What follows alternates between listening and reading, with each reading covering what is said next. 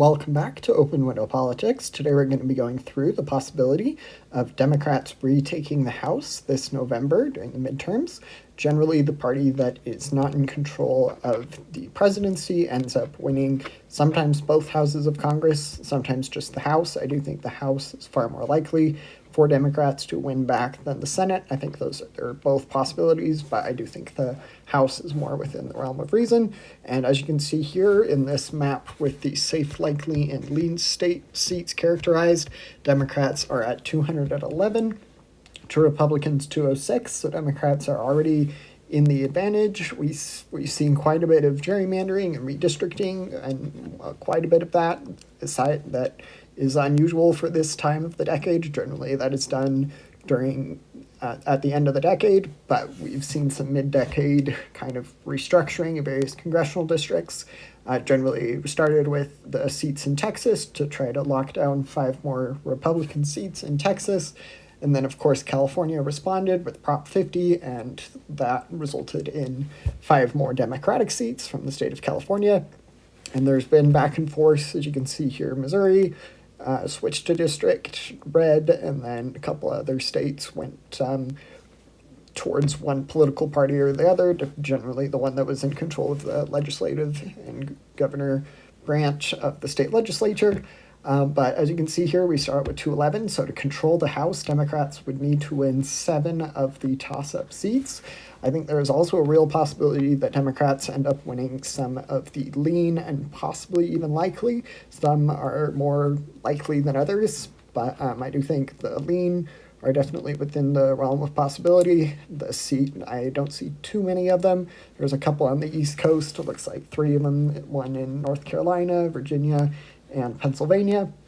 The Pennsylvania district that's classified into the lean red district, Democrats have won that seat before, so I do think it's a very real possibility. But there are a couple other seats, but really Democrats just need to win control of at least 7 of the toss-up districts. So even if they lost more than half of the toss-up districts and just 7 of them went towards the Democrats and the other 11 went towards the Republicans, it would still be a Democratic retake of the House of Representatives. Ultimately, I think it will be more than a 218 to 217 split. I think Democrats will probably take a pretty big lead. I wouldn't expect it to be as big as 2018, largely because of the mid-decade gerrymandering that I mentioned earlier that has kind of made fewer and fewer competitive seats, locking them up for one party or the other. So I don't think Democrats will be able to do a 2018 style election turnout where around 40 seats are flipping. I don't see that as very likely. I do think the House will flip, but it's really the margin is going to be an interesting one to keep an eye on.